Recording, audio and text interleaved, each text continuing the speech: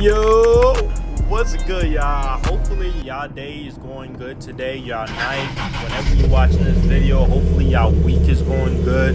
All that, spread positivity. That's the vibes for this video, okay? But let's get into this, man. Today I'm gonna be talking to y'all about basically how I saved up to buy my first car in cash. No loans, no debt, no nothing, okay? This is the best way to go about getting your first car, by the way. So make sure to watch the entire video because I'll be covering different ways you can save and make that breeze, make that cash, make that money. Also, make sure you like the video, subscribe to the channel if you're new because we're going to be posting a lot of different content on here, a lot of different POVs, a lot of different vibes. So if you mess with my vibe throughout this whole video, don't forget to like the video, okay? If you really mess with my vibe, like the video, man. All right, let's get into it. We're gonna first determine the price range of this vehicle you guys want. You gotta have the number. You gotta do some research of how much this car is going for, whether it is like 10 to 18K, 18 to 25K, so on and so forth. You gotta have a number in your head so you know what your goal is, how much you want to save. Right now, you're probably asking, Reidy, so what's the best way to make it some cash? And I'm gonna keep it a stack with y'all. There's no best way of making cash. There's no easy way of making cash. The best way in general is just taking advantage of the circumstance you are in right now. And you're probably asking, what do you mean by that? So for example, when I was saving up for my G37, this beautiful car right here that I'm driving, it was during peak COVID. So COVID just broke out, right? People were not going outside. People needed food. You know what I'm saying? Guess what I did? I got me a DoorDash. I signed up on DoorDash and started DoorDashing their foods for them. And when I say, oh my, bro, a week I was pulling in 1,000 a week, bro. 1,000 a week, bro. Granted, I was driving a lot, so I was spending on gas, but still, pulling in 1,000 a week is crazy. I was making breeze. So that's the example of what I mean by taking advantage of the circumstance you are in. That is key. That is key. So you're probably asking, so what are some advantages in today's society right now as of 2025? And I would probably say the internet. Okay, still probably DoorDash. If you live in a real busy city, for example, New York, Miami, Atlanta, you can still make some good money doing DoorDash because people are still lazy to go outside and get food. So you can still probably pull in 1,000 a week, even more. You know what I'm saying? Maybe not as good as peak COVID, but you know what I'm saying? You know what I'm trying to say?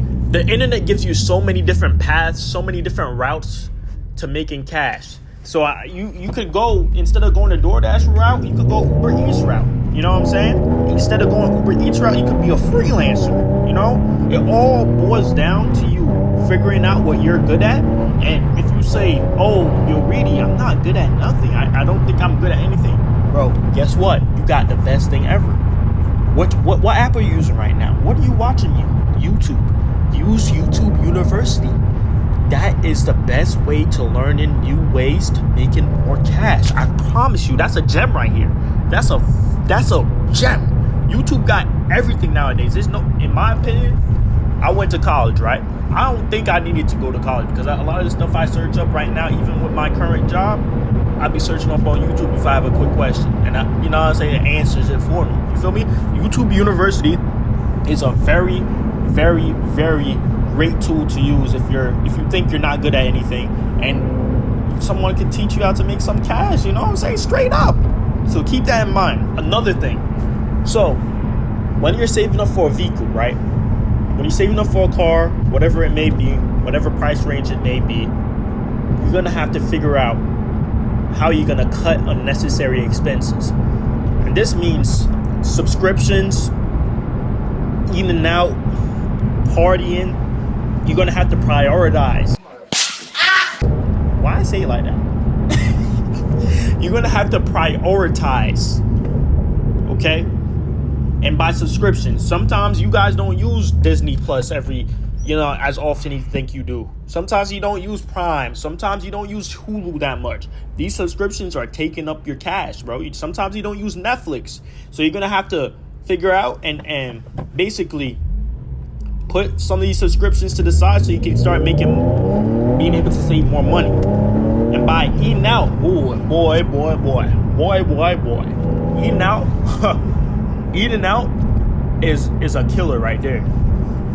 Trust me, I'm one of those people. I was one of those people that ate out a lot, and after running back and backtracking my expenses for the month on just food, it was ridiculous, gang. Do not eat out, bro. Just go to the grocery store. I know it's very convenient to, go to like a Chipotle, a Chick-fil-A, and the food ready in 10 minutes or something like that. But it's to be doing that every single day. It's not. Your pocket's gonna be hurt. That's a big one right there. Eating out, partying. So we're gonna touch on partying right here. Partying is, oh man, I'm not a partier, but I know people that, or I've heard of people that spend a lot of money on just bottles, going out every weekend. It's ridiculous, gang. Like, partying not making you no money. Party not making you no money. It's draining you of, if anything. So if you want to get to the bag, if you want to get your dream car, whatever that first car is that you want, you gonna have to cut that out. I ain't gonna lie, gang. Stop spending all this time on trying to impress these women. Stop spending all this time to buy all these bottles, these sections, all this stuff that the internet loves to glorify. It's really not the vibe. It's good to be a homebody chilling, go outside, handle your business, and then repeat the process and work. That's how you're gonna get to the cash. That's what social media don't show too often. They show the highs. Everybody show the highs on social media. You never see nobody post their lows for real on social media. You feel me? So cut out that partying, stop eating out a lot, and cut down on these subscriptions. Figure out which ones you don't use often and start just unsubscribing from them. That's how you can make some more cash on the side. Another thing I want to touch on is sell your old items. Selling your old items. And what I mean by that, I know you got some J's that you don't really wear that much that are in decent condition. Sell those on eBay. Simple. I know you got some old headphones that you probably don't use no more because you got some new headphones. Go ahead, sell that. Make some money off that. You feel me? I know you got something in your house right now. It could be an old iPhone. Go ahead, sell that on eBay. Make you a little bit more breach on the side. I'm telling you, there's a lot of y'all that have a lot of technology in your house right now that you can sell and make some money off of. Even if you think it's not that much, it's gonna add up. Because I know you can find multiple things in your crib right now that you can go ahead and sell to make a little bit of money. So keep in mind, sell your old items. Another thing I wanna this is a side note I wanna talk about. Investing in yourself. So in the long run right now, your goal is to save up cash to be able to buy your first car, right? You also want to have another goal alongside that,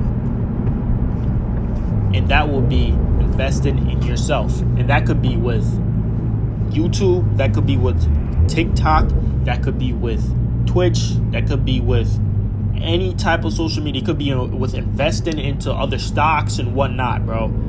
You want to be able to have your money work for you, bro. You want to have money work for you, okay? And what I mean by investing in yourself with TikTok, YouTube, all those social media is, buying you a little microphone. You know what I'm saying? It don't have to be the biggest, the most expensive type of equipment ever. Not at all, especially if you're starting off on the social media, on your social media journey. But it's just buying you a little something that will give you drive to want to push and keep posting your content because you already done spent that money on yourself, right? So you got to make the money, you know what I'm saying? You got to make it worth it. And then in the long run, when you start monetizing and start making money off your social media branding and whatnot, then over time it trickles over, and then you start, you get a little bit of money coming on the side on top of your side hustle. This could be like your side hustle. You feel me? But yeah, keep that in mind. I'm sorry, I had to bring that up real quick. I had to bring up that little gem right there because in the long run, if you keep on being consistent with with your side hustle, that the hustle that don't make money straight off, like a DoorDash or an Uber, you know what I'm saying? You get in the long run, once you stick with it, hoo-wee, baby. That's probably gonna be one of your biggest streams of income right there, if you stay consistent. All right, next up, back on track. We're back on track, y'all. All right. So when you're looking for cars, right? When you're looking for cars, dealerships tend to add a whole bunch of extra fees, a whole bunch of mumbo jumbo, bro. So let's say you're looking at a car right now. The dealership's selling it for like $35 or something like that, right? That's not including all the extra fees that they're going to be tacking on to it. And that $35 could end up being $38K out the door. You feel me? So I would suggest, especially for your first car, try looking for a car that is being privately sold. Okay. So example of websites you can go on to search the specific car that you want is Facebook Marketplace, Craigslist, eBay's, Cars and Bids. Those are just a few I want to mention. Okay. Those will most likely have the same version of your car that is used. Okay. And quick side note, if you think you're about to buy your first car new, just get that straight out your head right now, gang. You're gonna have to get the car used, gang. There's no reason for you buying your first car ever and it being brand spanking new. Do not do that, gang. Do not do that, okay? Please don't. Because you're gonna be saving for a good while at that point. At that point, you know what I'm saying? It may take you 3-4 years, you know what I'm saying? That's fine and all that. You just gotta be willing to wait that long. You feel me? You just have to be willing to wait that whole grind of a long time. So back on topic. Do not try your hardest not to buy a used car from a dealer, because most of the time it's gonna just end up being a lot more money because of all the taxes and all the other bullcrap fees that you're gonna tack on because of the dealership. Go try your best to find a good quality car that's sold privately. For your first car, try paying full cash to avoid financing interest as well. If you do go with the dealership route or privately sold and you're still financing, that interest gonna hit, gang. That interest gonna hit over time, so you're gonna end up spending more. Most times you end up spending more than what the car is worth in the end. So let's say you go 60 months, you're gonna end up, instead of with the car being worth $35K, let's say you got a loan for it and whatnot. After that 60 months runs out, you end up spending probably around $38K on the car, something along those lines. Just depending on your credit, depending on how the interest looks, the percentage, all that. So for your first car, I will highly recommend that you pay it in full cash. So I also want to mention, especially if you're out here grinding, you're trying to save a big chunk of money for this new car that you're trying to get and to be able to pay it off cash. You cannot expect, and I touched on this a little bit earlier, you cannot expect to get it within that year. So let's say you, as in 2025, you decide, I want this car by the end of the year, right? It may be realistic, it could be possible, but you got to be able to think, it may take me another year afterwards. It may take me 2 years max. And that's fine. You got to be willing to wait. And patience is key, because especially if you're trying to find the right price of a car, you're going to see a lot of other cars that are like, damn, this might be the good one. And then you find you end up not getting that car. And then let's say 2 weeks later, you see the same version of that car you're looking for, but it's lower this time. You're like, damn, hold on, this might be a better one. You know what I'm saying? So it's all about timing at the end of the day. Prices of your cars can change a lot, especially if it's depending on the dealer, depending on whoever's selling the vehicle. If they really wanted to get it sold now, it's a lot of factors that roll into it, but patience is really key when trying to find a car, because I know you itching to get that car real so you're like, damn, I want this car right now, but it's just, you just have to be able to let go. If you see a good deal and you're like, damn, you get your hopes up and then it end up not falling through and whatnot, you just have to let go, gang. At the end of the day, bro. I'm just talking your heads off at this point, but because listen, man, I'm looking at getting a new whip right now, y'all. Like, to be honest with y'all, I'm looking at getting a new whip. Not selling my current baby right here, my firstborn right here. Never, ever selling her. But I'm planning on. I'm in the works of getting a new whip right now. I've been saving for quite some time, not specifically for the car, just saving in general. So that's another thing. That's another thing. Don't try to save only when you have a goal in mind. Okay, hold on. Cooking right here. Don't try to save only when you have a specific goal in mind that you want that money to go towards. It's always good to save even if you don't have that certain goal in your head at all, because a rainy day can happen anytime and you're gonna always need some extra cash on the side. You don't know if you could just lose your job randomly and you may not find another job for another 6 months, maybe more. It's always good to have some money tucked off to the side and save. So don't refrain from having this mentality of saving only when you want something. Always your goal in your head should always to save as much as you can, no matter what. No matter if you want something right now or you're saving towards something or not. You feel me? That's real important for y'all, okay?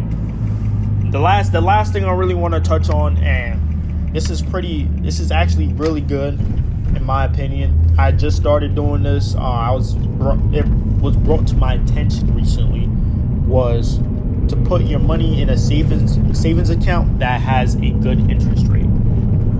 Listen, previously, I was using a bank.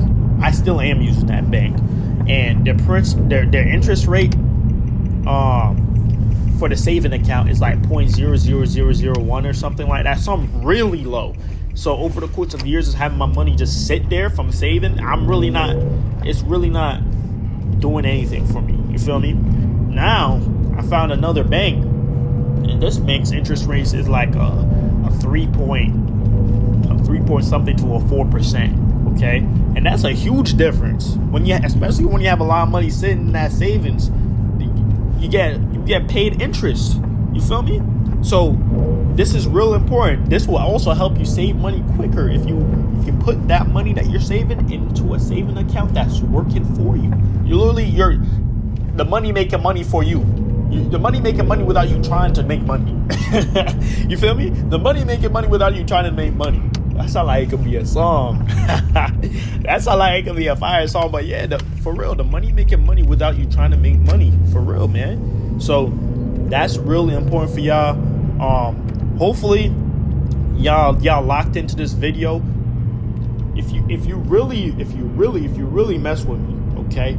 And this is a test for y'all that I made it all the way to the end. If you really mess with me, type in the type down low and comment down below. I said type down below and comment down. Comment down below 24. Okay, that's my favorite number.